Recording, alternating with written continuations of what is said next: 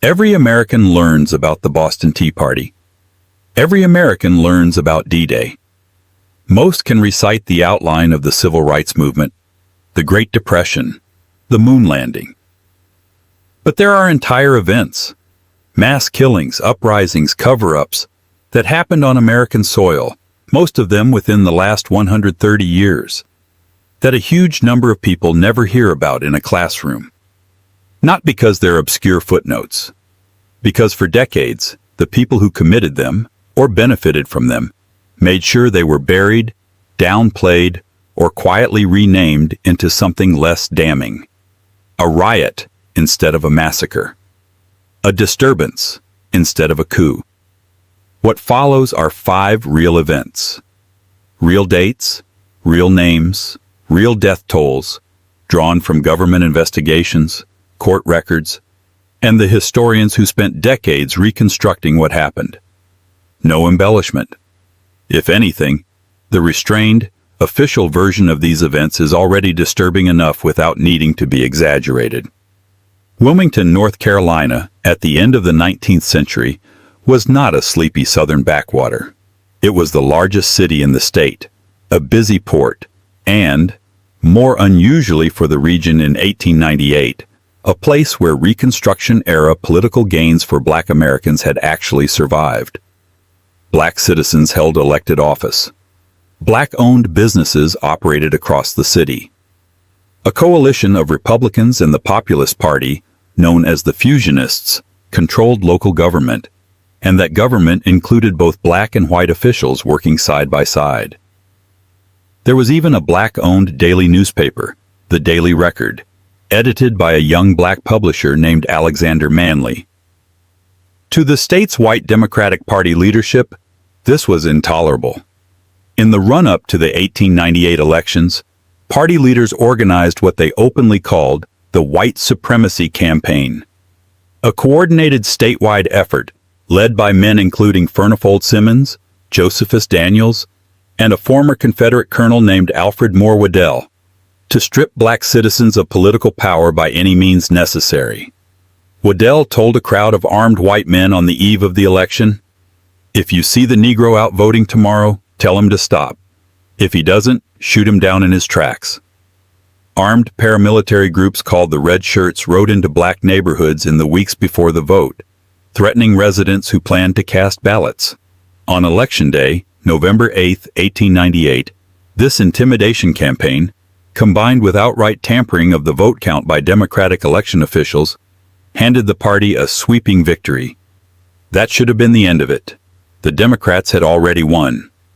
But on November 9th, a group calling itself the Committee of Colored Citizens was handed a document known as the White Declaration of Independence, demanding that Alexander Manley leave the city and that the newspaper's press be shut down, with a deadline of the following morning. The deadline passed. On the morning of November 10, 1898, roughly 2,000 armed white men marched on the offices of the Daily Record and burned the building to the ground. By 11 o'clock that morning, the violence had spread into the city's black neighborhoods. Armed mobs, some of them made up of the Wilmington Light Infantry, an official state militia unit, moved through the streets. Estimates of how many black residents were killed vary widely because the killings were never properly investigated at the time. The county coroner's contemporary count was 14, while a state-commissioned historical investigation completed in 2006 concluded the true number was likely as many as 60. In the days and weeks that followed, an estimated 2,100 black residents fled Wilmington permanently, banished at gunpoint or too afraid to stay. That same evening, the mob's leaders walked into City Hall and forced the legitimately elected mayor and the entire board of aldermen to resign on the spot, at gunpoint, replacing them with their own men before nightfall. This is the only successful coup d'etat in the history of the United States. Not a metaphorical one, an actual violent overthrow of a democratically elected American government carried out by American citizens on American soil. For most of the following century it was taught, if it was taught at all, as the Wilmington Race Riot. A name that quietly shifted blame onto the black community that had been the target of the violence. The truth was suppressed for so long that many Wilmington residents alive today only learned the real history because their own descendants and historians began piecing it together in the late 20th century, nearly 100 years after it happened. Fewer than 3 years later, and roughly 900 miles to the west, another eruption of political violence was building. This one rooted not in an election, but in labor.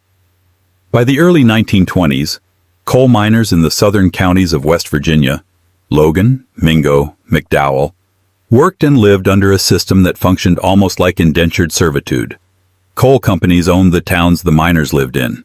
Workers were paid not in U.S. currency but in company-issued scrip, which could only be spent at company-owned stores, at company-set prices.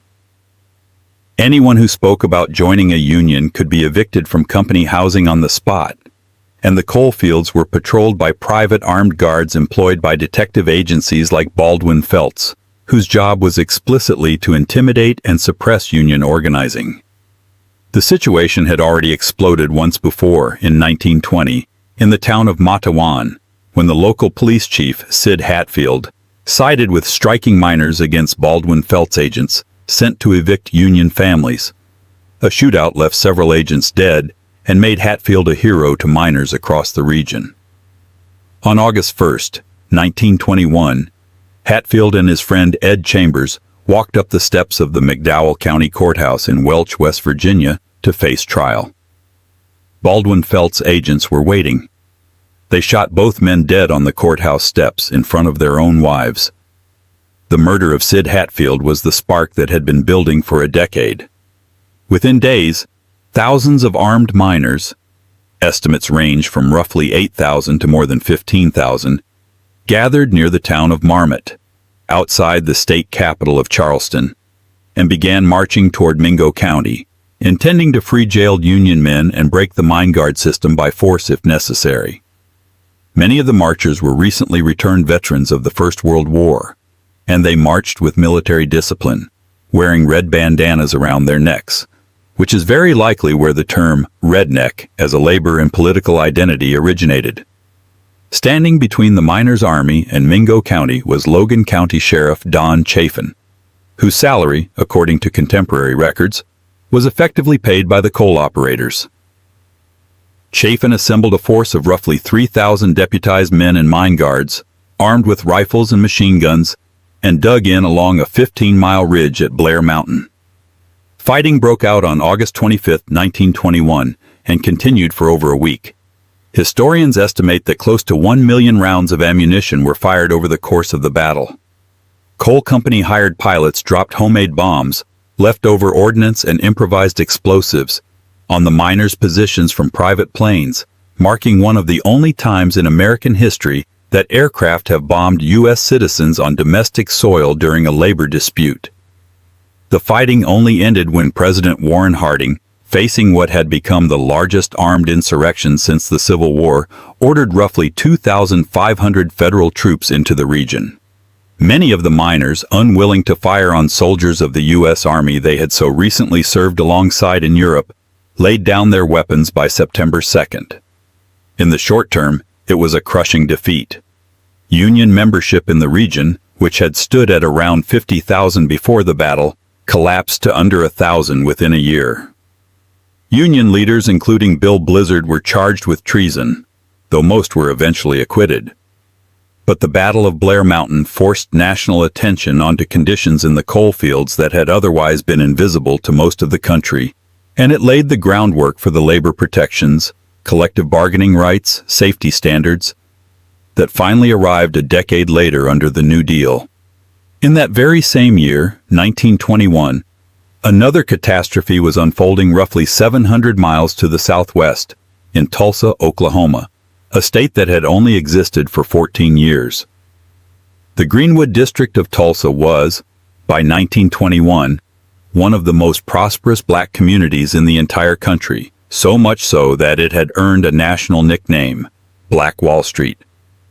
In a single generation, black entrepreneurs had built more than 190 businesses along Greenwood Avenue, hotels, grocery stores, law offices, 2 newspapers, a hospital, movie theaters, creating a level of black-owned wealth and infrastructure that was almost unmatched anywhere else in the segregated United States. On May 30, 1921, a young black shoeshiner named Dick Rowland entered an elevator in a downtown Tulsa office building operated by a white teenager, Sarah Page. What exactly happened in that elevator has never been established with certainty. Historians today largely believe it was, at most, an accidental stumble or brief physical contact, not an assault.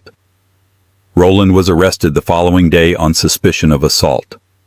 A local newspaper ran an inflammatory story about the incident, and by that evening a white mob had gathered outside the courthouse demanding Rowland be handed over for lynching. In response, a group of armed black men, many of them World War I veterans, arrived at the courthouse to help protect him from the crowd. In the tension of that standoff, a shot was fired, and the confrontation spiraled into open violence. Over the following hours, into the early morning of June 1st, white mobs, some of whom were deputized on the spot by local law enforcement and handed weapons, swept into the Greenwood district. Over roughly 16 hours, more than 35 city blocks were burned to the ground. Multiple eyewitness accounts, later corroborated by a 2001 State Commission investigation, describe private aircraft flying over Greenwood and dropping incendiary devices onto buildings below, making Tulsa, alongside Blair Mountain, one of the only instances of aerial attacks on American civilians on domestic soil. The official death toll recorded at the time was around 3 dozen. Later historical investigations, including the 2001 State Commission, concluded the true number was almost certainly far higher. Estimates run as high as 300, and mass graves believed to be linked to the massacre are still being excavated and investigated in Tulsa today, more than a century later. An estimated 10,000 black residents were left homeless. No one was ever criminally prosecuted for the killings, the arson, or the looting. Insurance companies denied nearly every claim filed by black property owners for their destroyed homes and businesses, citing riot exclusion clauses in their policies, meaning the very people whose property was destroyed by an armed mob got nothing to rebuild with. For most of the 20th century, Tulsa's newspapers, city records, and even the police department's own archives were scrubbed of detailed references to the massacre. It was left out of Oklahoma's public school curriculum entirely until the state's own investigative commission forced the subject into the open in 2001, 80 years after Greenwood burned. As the Second World War ended in 1945, a very different kind of American operation was getting underway, one that had nothing to do with mobs or miners and everything to do with rockets. In the war's final months, American military intelligence identified something they considered more valuable than territory: the scientists and engineers behind Nazi Germany's advanced weapons programs. Under a classified initiative that was formally codenamed Operation Paperclip in 1945, the U.S. government began identifying, recruiting, and relocating German scientists, engineers, and technicians to the United States, eventually bringing over more than 1,600 of them. The most consequential of these men was Wernher von Braun, the lead designer of Nazi Germany's V-2 rocket, the world's first long-range guided ballistic missile, used to kill an estimated 9,000 civilians in London, Antwerp, and other Allied cities in the final year of the war. The V-2 program itself was built using forced labor from the Mittelbau-Dora concentration camp. Historians estimate that more than 20,000 prisoners died constructing the very weapons von Braun designed, worked to death in underground tunnel factories under horrific conditions. Bringing men like von Braun to the United States required getting around an official 1945 U.S. policy that explicitly barred former Nazi Party members and suspected war criminals from entering the country. Declassified records show that American officials running Operation Paperclip routinely rewrote or sanitized the scientists' service records, quietly removing references to Nazi Party membership and SS affiliations, in order to clear them for entry visas and security clearances. Several of the men brought into the country under this program had documented direct connections to war crimes. The program remained classified for years, hidden from public and even most congressional oversight, while the scientists it imported were integrated into the U.S. military-industrial complex. Wernher von Braun went on to become the chief architect of NASA's Saturn V rocket, the very rocket that carried Apollo 11 to the moon in 1969, and one of the defining achievements in American history. The trade-off the U.S. government made, quietly and without public debate, was explicit. Overlook a documented history of war crimes and forced labor deaths in exchange for a decisive head start in the Cold War-era space and weapons race against the Soviet Union. In the narrowest sense, it worked. America did win the space race. It is also the reason the man who built the rocket that put the first humans on the moon spent the earlier chapter of his career building a terror weapon manufactured, in part, by the hands of concentration camp prisoners who did not survive to see it launched. 40 years later, in Philadelphia, a very different confrontation between citizens and the American state would end with the government literally dropping a bomb on its own people. MOVE was a black liberation organization founded in Philadelphia in 1972 by a man who took the name John Africa. Its members combined a back-to-nature, anti-industrial lifestyle with radical political philosophy, and every member adopted the surname Africa as a symbol of shared identity. The group's confrontational, highly visible presence, protests, loudspeaker broadcasts, refusal to cooperate with city authorities, put it in repeated conflict with Philadelphia police from its earliest years. A violent standoff in 1978 had already ended with the death of a police officer and the imprisonment of several MOVE members, in circumstances the group always maintained were unjust. By 1985, MOVE was based out of a row house at 6221 Osage Avenue in a residential, working and middle-class black neighborhood called Cobbs Creek. City officials, seeking to serve arrest warrants on several members inside the house, mobilized more than 500 police officers to the block on the morning of May 13, 1985. Nearby residents were told to evacuate their own homes for what they were led to believe would be a brief police operation. What followed instead was a 90-minute armed standoff and shootout between officers and the people barricaded inside the house. When police were unable to force MOVE members out using tear gas and water cannons, Police Commissioner Gregor Sambor and Philadelphia Mayor W. Wilson Goode authorized an almost unprecedented step for American law enforcement. At approximately 5:27 p.m., a Pennsylvania State Police helicopter dropped a bomb, made of Tauvex and military C4 explosive, directly onto the roof of the house, targeting what officials believed was a rooftop bunker. The bomb ignited a fire on the roof, which was covered in tar and easily caught flame. Fire officials on the ground made the decision to let the fire burn rather than send firefighters in to fight it, reportedly out of concern that MOVE members might still be armed. The fire was allowed to spread, uncontrolled, from house to house down the block. By the time it was finally extinguished, 61 homes across 2 city blocks had burned to the ground, and roughly 250 residents, almost none of whom had any connection to MOVE, were left homeless. 11 people died inside 6221 Osage Avenue that day, including 5 children. Only 2 people survived the fire, 1 adult, Ramona Africa, and 1 child. No city official, not the mayor, not the police commissioner, not the fire commissioner, was ever criminally charged, despite a Pennsylvania State Investigative Commission later concluding that city officials had acted with what it called gross negligence in their handling of the operation. It would take 35 years, until 2020, for Philadelphia's City Council to formally apologize for the bombing. And in 2021, an additional, quietly horrifying detail came to light.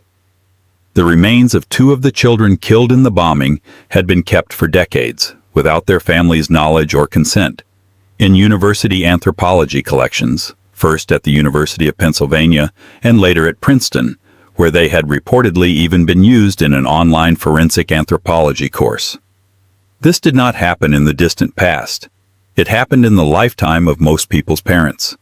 The government of an American city dropped a bomb on a residential street and allowed an entire neighborhood to burn, and for over 3 decades, no one was held accountable. None of these 5 events are secret in the sense of being classified, sealed, or erased from the historical record. The government reports exist. The survivors gave interviews, some of them still alive to tell their own stories today. The court records, however incomplete, are public. What happened to these events instead is something quieter and, in its own way, just as deliberate. They were left out of the story most people were taught, one textbook and one generation at a time, until an actual overthrow of an elected government, the largest armed labor uprising in American history, the destruction of one of the wealthiest black communities in the country, a government program built on rewritten war crimes records, and a city bombing its own citizens all became footnotes instead of what they actually were, some of the most consequential days in American history.